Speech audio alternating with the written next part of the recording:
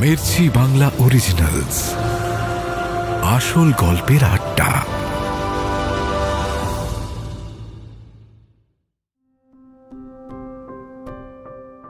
আলমারির সামনেই বেশ কিছুক্ষণ দাঁড়িয়ে থাকে রিজু। নিজের চোখ দুটোকে বিশ্বাস করে উঠতে পারে না। হাত পা কাঁপতে থাকে ওর। যে জিনিসের জন্য এত দুঃখ কষ্ট সহ্য করা, সেটা এতদিন ধরে রিজুর হাতের নাগালে ছিল, কিন্তু সে তো সেটা জানতো না। কোনোভাবে নিজেকে সামলে সে এগিয়ে যায় আলমারির দিকে। ঠিক তখনই বাইরে থেকে একটা গলার আওয়াজ পায় রিজু। সে চিনতে পারে এটা বাড়ির মালিকের আওয়াজ। সে ঘরের দিকে আস্তে আস্তে বলছে, কই রিজু, রিজু, এত দেরি হচ্ছে কেন? খামটা খুঁজে পাওনি নাকি রিজু? কথাগুলো শোনা মাত্র রিজু পিছিয়ে যায়। লোকটিও সেই মুহূর্তেই ঘরের ভেতরে এসে পড়ে। রিজুর মুখের অবস্থা দেখে তার ভুরু কুঁচকে যায়। কিছু জিজ্ঞেস করতে যাবে রিজুকে, তখনই খামটার কথা মনে পড়ায় সে এগিয়ে যায় আলমারির দিকে। সামনেই রাখা ছিল খাম। সেটা হাতে তুলে লোকটি বলে, এই তো সামনেই রাখা ছিল, আর তুমি খুঁজে পাচ্ছিলে না? হ্যাঁ, কোন দিকে যে থাকে তোমার মন ভগবানই জানেন। যাকে ছাড়ো। কথাগুলো বলেই আলমারিতে তালা দিয়ে লোকটি বাড়ি থেকে চলে যায়। রিজু কি করবে কিছু বুঝতে না পেরে কিছুক্ষণ দাঁড়িয়ে থাকে ঘরের মধ্যেই। তারপর চুপচাপ চলে যায় নিজের ঘরের দিকে। নিজের ঘরে পৌঁছতেই বিছানায় ধপ করে বসে পড়ে রিজু। ওর মাথা এখন বন বন করে ঘুরছে। কিছুক্ষণের জন্য রিজুর এও মনে হলো যেন সে স্বপ্ন দেখছে। কিন্তু স্বপ্ন কি এতটা আসল হতে পারে? মূর্তিটা তো সে নিজের চোখে দেখেছে, কিন্তু সেটা এখানে এলো কিভাবে? মূর্তিটা তো সেই বৃদ্ধের কাছে থাকার কথা। রিজু নিজের হাতে বিক্রি করেছিল তাকে, তাহলে সেই বৃদ্ধ কি আবার সেটাকে বিক্রি করে দিয়েছে? আর কপালের কি পরিহাস! বিক্রি করেছে যাকে, রিজু শেষমেশ তার বাড়িতেই কাজের লোকের মতো এতদিন কাটিয়ে দিয়েছে। রিজু প্রথমে ভাবে সে বাড়ির মালিকের সাথে কথা বললে তাকে সবটা জানাবে, তারপর তার কাছ থেকেই মূর্তিটা চেয়ে নিয়ে আসবে। কিন্তু কথাটা ভাবার সাথে সাথেই রিজুর মনে হয় এসব কথা বললে বাড়ির মালিক হয়তো তাকে পাগল ভাববে। তাই পাগল ভেবে যদি বাড়ি থেকে রিজুকে তাড়িয়ে দেয়, তাহলে কোনোভাবেই ওই মূর্তি আর ফিরে পাওয়া সম্ভব না। বিছানা থেকে উঠে দাঁড়িয়ে পড়ে রিজু। ঘরের মধ্যেই হাঁটাহাঁটি শুরু করে দেয় সে। নিজের মনের মধ্যে দ্বন্দ্ব চলতে থাকে রিজু। তার কি কোনোভাবে লোকটিকে জানানো উচিত হবে? আর যদি তার ফল হয় রিজুর পাগল প্রমাণিত হওয়ায়, তাহলে আর উপায় কি? শেষমেশ কি চুরি করতে হবে রিজুকে? তো চুরি করলেও কিভাবে? বাড়িটাতে রিজু অনেক দিন ধরে আছে যদিও, কিন্তু ওই ঘরের আলমারির চাবি কোথায় থাকে সে তার জানা নেই। আর লোক চোখের আড়ালে সে চুরিটা করবেই বা কিভাবে? এসব চিন্তায় সারা রাত পার হয়ে যায় রিজুর। রিজু একবার নিজের বিছানায় বসে পড়ে, তারপর আবার এক ছটকায় উঠে হাঁটাহাঁটি শুরু করে দেয়। পরের দিন খুব ভোরে রিজুর ঘুম ভেঙে যায়। প্রত্যেক দিন যেমন সকালে উঠে পরিষ্কারের কাজ শুরু করে দেয়, সেরকম ভাবেই এদিনও সে কাজ শুরু করে দিল। মাঝে যদিও বাড়ির মালিক তাকে ডেকে পাঠায়। রিজু সেখানে যেতেই সে জিজ্ঞেস করে, কিছু বলবে রিজু? শুনলাম তুমি নাকি আগের দিন আমাকে খুঁজছিলে। আমি একটু ব্যস্ত হয়ে পড়েছিলাম, তাই আগের দিন আর কথা বলা হয়নি। এখন বলো, তুমি কি বলতে চাও বলো। রিজু একটু অপ্রস্তুতে পড়ে যায় প্রথমে, তারপর মাথা নিচু করেই বলে, না না বাবু, তেমন কিছু লয়, ওই এমনি। কথা শুনে লোকটির ভুরু একটু কুঁচকে যায়। সে আবার জিজ্ঞেস করে, তুমি কি লজ্জা পাচ্ছ? লজ্জা পেও না রিজু, বলো, যা বলার খুলে বলতে পারো। তোমার কি টাকার দরকার? হ্যাঁ? শেষের প্রশ্নে রিজু জিভ কেটে মাথা নাড়িয়ে না বোঝায়। তারপর থাকতে না পেরে জিজ্ঞেস করেই ফেলে, আচ্ছা বাবু, তোর ঘরে আমি একটু মূর্তি দেখলাম। ও মূর্তিটা তো কোথা থেকে পেলে? প্রশ্নটা শুনে কিছুক্ষণ চুপচাপ ভাবে লোকটি, তারপর চোখ বড় করে ভুরু কপালে তুলে মনে পড়ার ভঙ্গিতে বলে ওঠে, ও ওই ছোট কাঁচের বাক্সের মধ্যে রাখা মেয়ের মূর্তিটা, তাই তো? রিজুর ইচ্ছে করে তখনই লোকটার কথা সংশোধন করে সেটাকে মেয়ের জায়গায় দেবী বলতে বলার জন্য, কিন্তু সেই ইচ্ছে কোনোভাবে সম্বরণ করে রিজু মাথা নেড়ে বলে, হ্যাঁ বাবু, ও মূর্তিটাই। লোকটি এবার হেসে ফেলে। আরে ওটা কিছুই না, ওটা আমি একজনের কাছ থেকে কিনেছিলাম। আমার এইসব জিনিস জড়ো করার খুব শখ।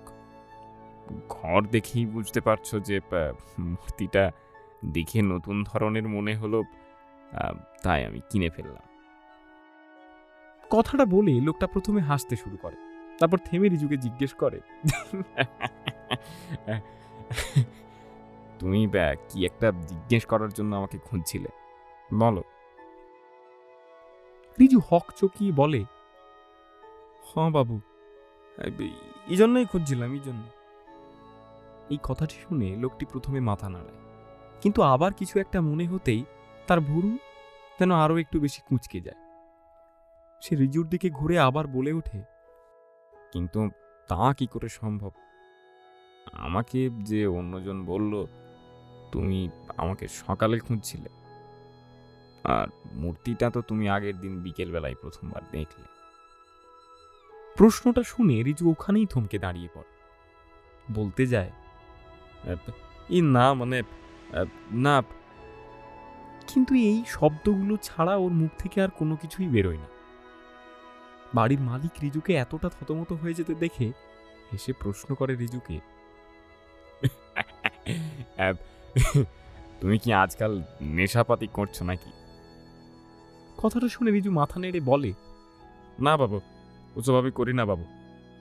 লোকটি তখন উঠে রিজুর কাছে এসে বলে, তাহলে এত থতমত খাচ্ছ কেন?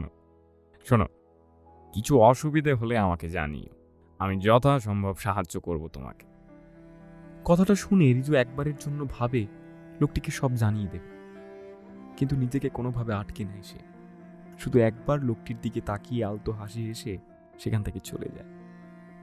লোকটির খটকা লাগে, তবে সে বেশি কিছু ভাবে না এই ঘটনা নিয়ে। এই ঘটনার পর থেকেই রিজু পুরোপুরিভাবে নজর রাখতে শুরু করে লোকটির ওপর।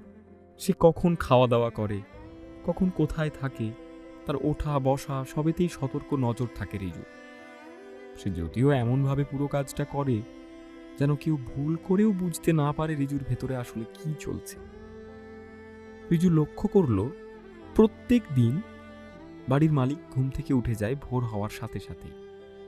সারাদিন তারপর বাড়ির সব চাবি তার কাছেই থাকে, তাই দিনের বেলা সে বাড়িতে না থাকলেও চুরি করা সম্ভব না। এরপর রাতে সবাই ঘুমিয়ে গেলে রিজু চুপি চুপি লুকিয়ে দাঁড়িয়ে থাকে লোকটির ঘরের দরজার বাইরে। সে দেখে প্রত্যেক দিন রাত ঠিক 11টা নাগাদ লোকটি চাবির গোছা বালিশের তলায় রেখে ঘুমোতে যায়। সেটা দেখতেই রিজুর মাথায় হঠাৎ একটা ফন্দি খেলে যায়। সে ভাবে কোনোভাবে রাত্রিবেলা যদি লোকটির ঘুমিয়ে যাওয়ার পর চাবি বের করে ফেলতে পারে, তাহলে আলমারি থেকে মূর্তিটা নিয়ে এক নিঃশ্বাসে সেখান থেকে দৌড়ে পালাবে। এটাই ঠিক করে রিজু চলে আসে নিজের ঘরে। আজকে রাতে সে দেখে রেখেছে, পরের দিন মাঝরাতে সে এই কাজটা সারবে বলে ঠিক করে। কিন্তু রিজু কি পারবে এই কাজ করতে? যে লোকটা তাকে সবচাইতে খারাপ সময় সাহায্য করেছে, তার বাড়িতে চুরি করতে সে পারবে? আর যদি চুরিটা না করে, তাহলে দেবী কি করবে তার সাথে?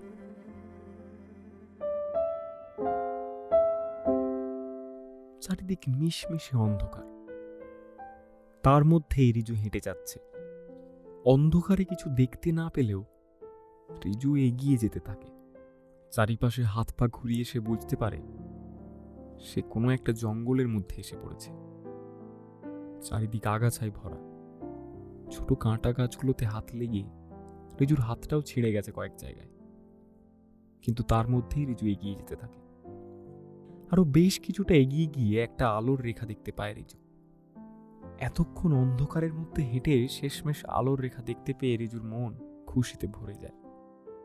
সে ছুটে এগিয়ে যায় সেদিকে। আলোর রেখার কাছে এসে রিজু বুঝতে পারে সেটা আসলে জঙ্গলের শেষ প্রান্ত। বাইরে বেরিয়ে রিজু দেখতে পায় আকাশে থাকা পূর্ণিমার চাঁদ। চাঁদের আলোতে ভরে আছে চতুর্দিক। রিজু চারিদিকে ভালো করে তাকিয়ে বুঝতে পারে সে কোনো এক মাঠের মাঝে এসে পড়েছে। দুপাশে শুধু প্রান্তর, আর সামনে একটু এগিয়ে গিয়ে কিরকম অন্ধকার। রিজু সেদিকেই এগিয়ে যেতে থাকে, বোঝার জন্য যে তার সামনে কি আছে। বেশ কিছুটা যাওয়ার পর রিজু দেখতে পায় সামনে একটা বিশাল খাদ, আর খাদের পরেই বইছে চাঁদের আলোয় ঝলমল করা একটা নদী। রিজুর এতটা হেঁটে আসার পর এমনিই জল তেষ্টা পেয়েছিল। নদী দেখে সে মনে বেশ কিছুটা স্বস্তি পেল।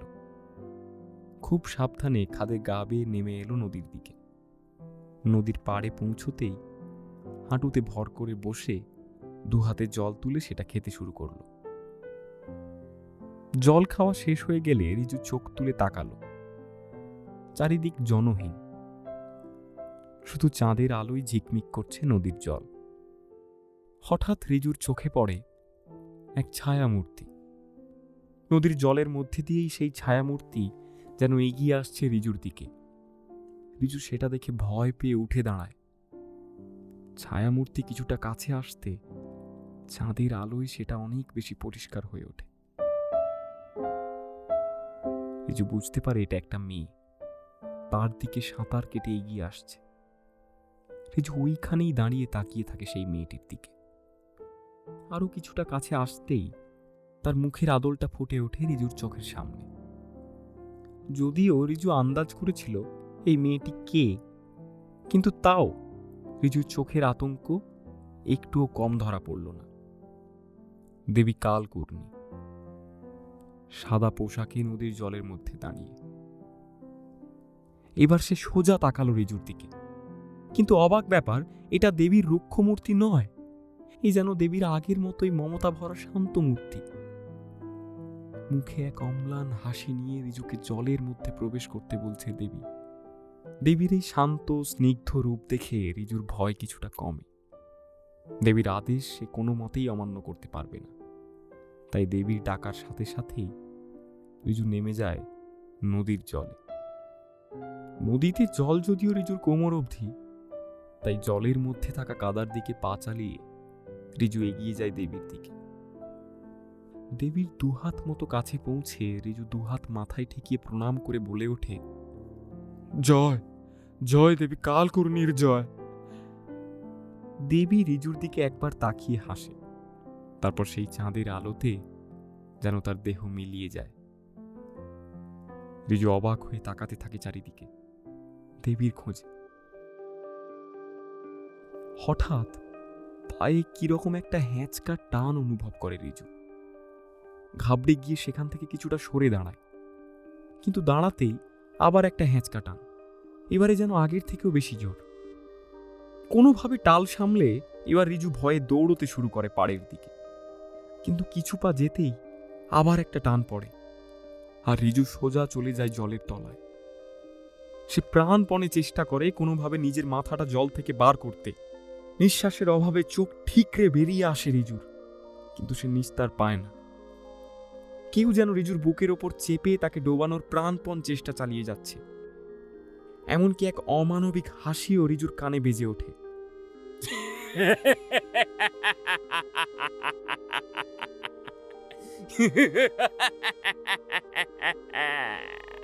শ্বাসের অভাবে আস্তে আস্তে রিজুর চোখ বন্ধ হয়ে আসে, তার হাত পা ছোঁড়া বন্ধ হয়ে যায়। রিজু তলিয়ে যেতে শুরু করে জলের তলায়। ঠিক এই মুহূর্তেই রিজুর ঘুম ভেঙে যায়। ধড়পড়িয়ে উঠে বসে রিজু, সারা শরীর ঘামে ভিজে। জোরে জোরে নিঃশ্বাস নিতে থাকে।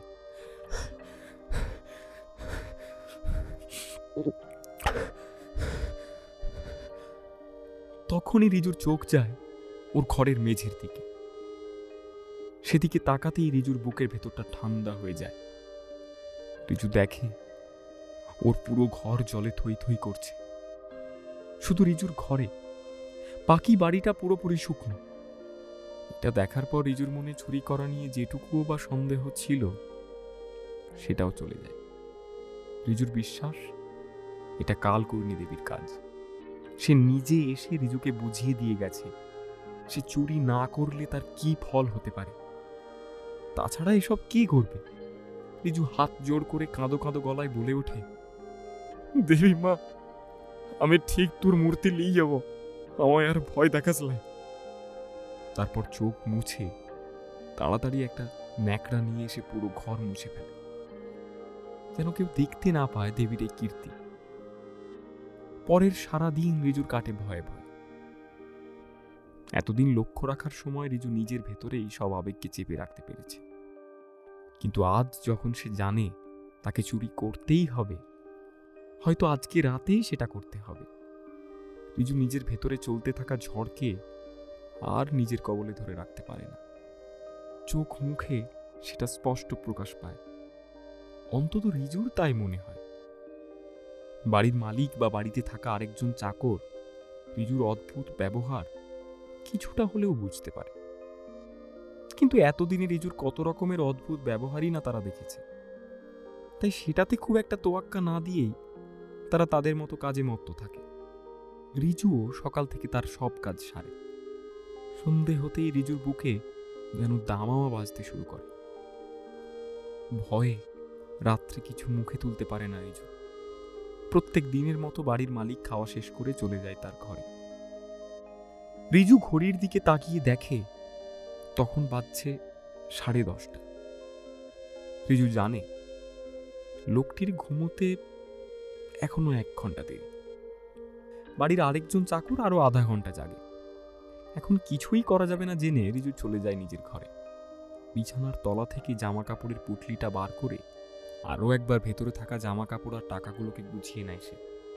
তারপর পুটলিটা যথাস্থানে রেখে বিছানায় সোজা হয়ে শুয়ে পড়ে। ওপরের দিকে এক দৃষ্টি তাকিয়ে থাকে রিজু। তার চোখ বলে দেয় মনের ভেতর কি প্রচণ্ড ঝড় বয়ে যাচ্ছে তার। একদিকে নিজের পরিবারকে ফিরে পাওয়ার আনন্দ, একটা সুখের জীবন পাওয়ার আশা, অন্যদিকে একটা গর্হিত অন্যায় করার ভয়। দুই মিলে রিজুকে যেন ছারখার করতে থাকে। আস্তে আস্তে রাত গড়ায়। অন্য দিনের তুলনায় আজ যেন আরো একটু বেশি আসতে। চারিদিকে চলতে থাকা সব আওয়াজ থেমে যায় একটা সময়। শুধু শোনা যায় পাশের ঘর থেকে আসা ঘড়ির খটখট শব্দ। রিজু জানে লোকটা ঠিক 11:30টায় শুতে যায়। রাতের ঘড়িতে যখন 1টা বাজবে ঠিক তখন রিজু নিজের কাজ শুরু করবে। ধ্যান করার মতো সেকেন্ডের কাঁটার আওয়াজ শুনতে থাকে রিজু। ঠিক 12টা বাজতেই যখন ঘড়িটা ঢং ঢং করে ওঠে, রিজু এক পাশ ফেরে মনে ভাবতে থাকে আর 1টা ঘন্টা, ব্যাস তারপরই এই গর্হিত কাজটা রিজুকে করতে হবে। এইভাবেই পেরিয়ে যায় আরো 1টা ঘন্টা। ঘড়ির আওয়াজ সেটা সজোরে জানান দেয়। রিজু আওয়াজ শুনে এক ঝটকায় খাট থেকে উঠে পড়ে। পা টিপে টিপে সিঁড়ি বেয়ে উঠে যায় বাড়ির মালিকের ঘরের দিকে। দরজাটা আস্তে আস্তে খুলতে যায়, কিন্তু সেটা ক্যাঁচ আওয়াজ করার সাথে খোলে। রিজু একবার ভাবে সেখান থেকে পালিয়ে যাবে, কিন্তু তারপরে সে নিজেকে আটকে নেয়, এটা ভেবে যে আর কোনো ফেরার পথ নেই। দরজা খুলতেই রিজু দেখে লোকটি একপাশ হয়ে শুয়ে আছে। পা টিপে টিপে এগিয়ে যায় রিজু। চাবি কোথায় থাকে সেটা রিজু জানত। সে নজর রেখেছিল এই কারণে। তাই কোনো দ্বিধা ছাড়াই আস্তে আস্তে বালিশের নিচে হাত ঢোকায় রিজু। কিন্তু চাবিটা বার করার আগেই একটা আচমকা আওয়াজ এসে রিজুকে তার ভেতর অব্দি ঠান্ডা করে দেয়। আওয়াজটা বাড়ির মালিকের গলার। মাথার বালিশ নড়তেই তার ঘুম আলগা হয়ে যায়। সে জোর গলায় বলে ওঠে, এই কে রে? হ্যাঁ, কে?